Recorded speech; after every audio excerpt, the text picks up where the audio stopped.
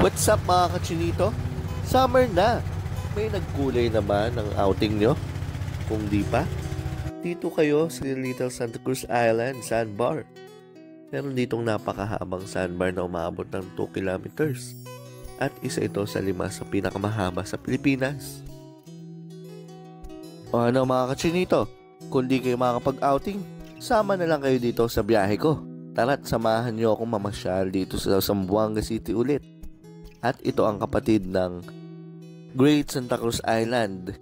Ito ay ang mas maliit na Santa Cruz Island, kaya tinawag itong Little Santa Cruz Island. At for today's video, solo ko nga lang pala tong isla, kaya napakaganda. Diba? Feel na feel ko yung pagka-nature dito at napakalinis din talaga. At sa mga nagbabalak dyan ng mga beach outing, isama nyo na din ito sa mga list nyo.